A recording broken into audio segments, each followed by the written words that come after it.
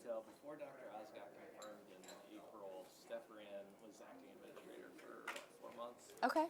Also a nurse. So, Very cool. Yeah. in case it's of any use. Perfect. Where's home for you? Texas. Texas? Yeah, moved out here a year ago from Dallas. It's a little warmer there this time of year. Texas can get cold though. One of my best friends is in Dallas. Oh. Yeah, it can get cold. We don't know how to behave in the colds because we just I'm from Florida. shuts down. It drops below 70 degrees and people whip out the fur coats. Yeah. So Yeah, exactly. We shut down school when there's. Okay. Great. All right. Are you ready to get started? Absolutely. Okay, so just for the record, first, last name, and then your official title. Sure. I'm Steph Carlton. I'm the Deputy Administrator and Chief of Staff at the Centers for Medicare and Medicaid Services. So we'll start with what the administration has done so far in year one on healthcare. A lot of the other big issues, immigration, foreign policy, have got a lot of attention, especially in the media, where healthcare can sometimes feel like it's been on the back burner or just maybe not first of mind. It's not making all of the headlines per se, at least not in year one. What has the Trump administration accomplished in this first year regarding healthcare? Well, it really starts with the president. He set a very bold and ambitious agenda during the campaign last year and then upon inauguration a year ago. And we've been working hard all year tackling those objectives. I would say that bold and ambitious agenda boils down to maybe 3 things.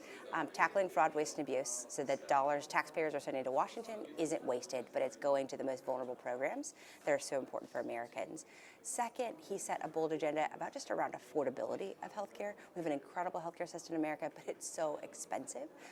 We've been tackling bringing those costs down all year, especially around prescription drug prices, where we've made some great strides.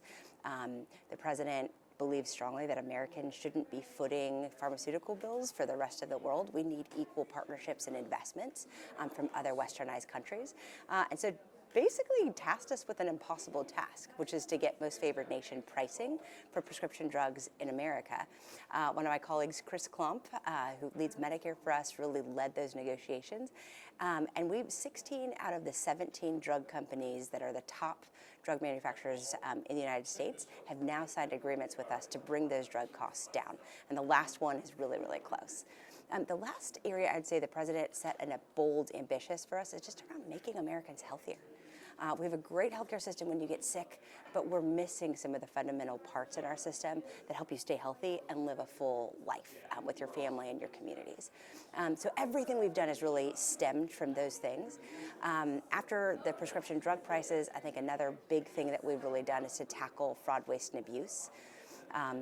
My friend and colleague Kim Brandt, who's our chief operating officer, set up a fraud war room. So we bring together lawyers, we bring together tech experts, we bring together people who know deep, deep policy, and we get together regularly and figure out what's going on in the data, how can we go after the fraud, and not just how do we let it go out the door and then catch the fraudsters, but how do we stop the fraud before it goes out the door, before it happens.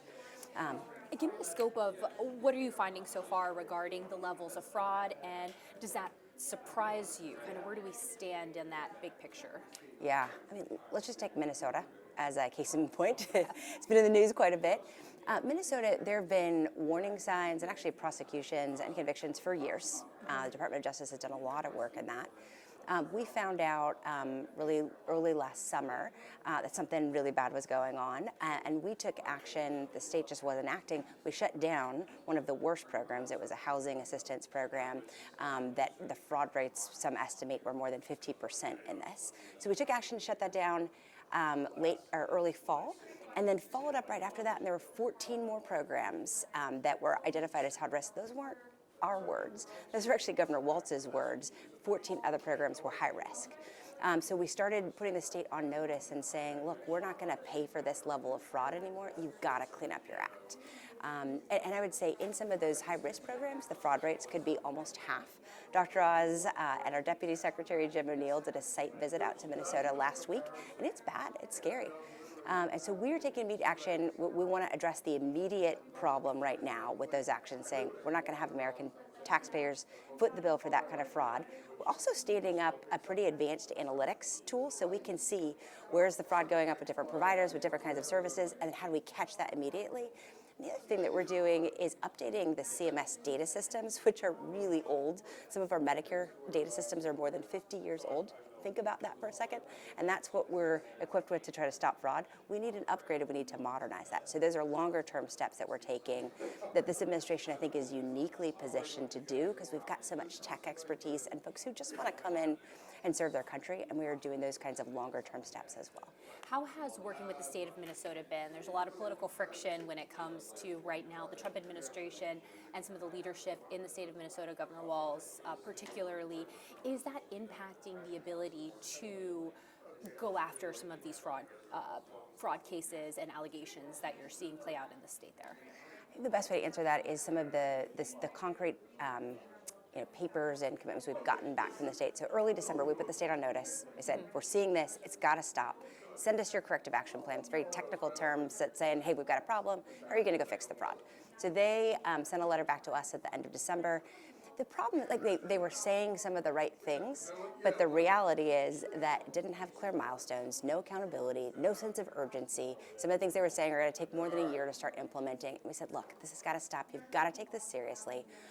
We need not just your health agency leadership. We actually need the governor to step up and take some leadership here. And we have not seen that coming from the governor yet. And so we are stepping in to really help and to stop this and take really careful action to stop this fraud in its tracks. This is bigger than Minnesota, right? So we're not only looking at Minnesota. I'm going to back up a little bit. I feel like when it comes to the Medicaid fraud in Minnesota, it feels like it just popped up out of nowhere. But that's not necessarily the case. Exactly This has been right. going on for years and years, and the federal government's been looking into this for a while now. Yeah. That's right. And now going bigger problem than just Minnesota as far as this fraud. Yeah, absolutely. I would say a few things. Minnesota's been in the news, and you've got Somali fraud rings, and just so much happening that's bad there that we've got to clean up and fix. But it is absolutely a systemic problem in Medicaid, and the structure of it's kind of weird, where the government foots about 65-66% of the bills in the states run the program. It's not a great system for accountability. So the more we dig into it, we see upwards of 10% of fraud, waste, and abuse in the program. This is Minnesota fraud. This is across the country. This is just what we can quantify and see as real issues we need to go after. Let me give you one example. We started doing investigations in a few states as part of our work early this year, and it just hadn't been done. People just weren't looking. So we started some very targeted investigations in 6 or 7 states. We've already found $1.5 billion of things. Some were paperwork errors, some might have been honest mistakes, some were just literally, the federal government is not supposed to pay for care for illegal immigrants. It's against the law. There were some states that were claiming federal dollars to pay for those programs.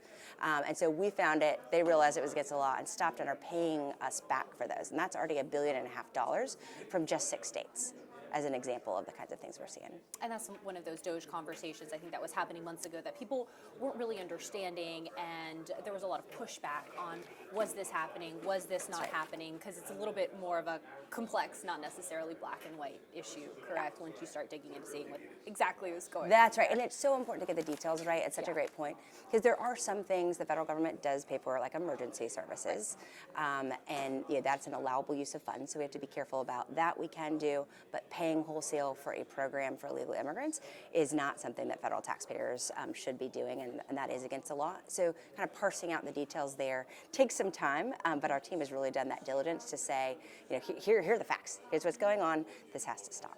What grade do you give the administration, A through F, regarding their tackling of healthcare this first year? I'm going to say an A+. I'm biased. It starts at the top. The president, again, has set this bold and ambitious agenda. At the beginning, we were like, oh, we're going to be busy. But you've got a CMS administrator like Dr. Mehmet Oz. Heart surgeons, I think, are notoriously fast movers. They like rapid action. They like results. And so you kind of have paired the president's bold ambition with Dr. Oz's ability to move things and accomplish things quickly, with just an all-star team of folks that are dedicated to serving their country. And so it's just been the privilege of a lifetime to walk alongside them and be working every day on behalf of the American people. 2 more quick questions. What do you see as the biggest hurdles to accomplishing your goals over the next 3 years? I think it's it's such a great question. I think it's a matter of time. There's so much that we can do, and we have to daily prioritize what are we going to go after. Keep coming back to this fraud, waste, and abuse, this affordability, this how can we make America healthy again, and really rigorously prioritize those things because there's so much that we could tackle, and we're working every day to really tackle everything that we possibly can. 3 years from now, what does American healthcare look like? I think at the end of the day, at the end of this administration, I think on the affordability, there's so many things there. I'm confident that we're going to bring down prescription drug prices. We've already started that with real commitments. We're going to be able to bring down the cost of healthcare across the board because we're focused on two things. One, we're focused on the fundamental drivers of what's driving up costs, and that's chronic disease epidemic in our country. And this Make America Healthy Again movement is about storing physical activity, healthy eating guidelines, things that will make America healthier and bring down the cost of care. And we pair that with things like price transparency and increased competition so that we're bringing down the costs of care in the system when you actually need help. And I think the last thing I would push on is I really do think we're going to make America healthier again.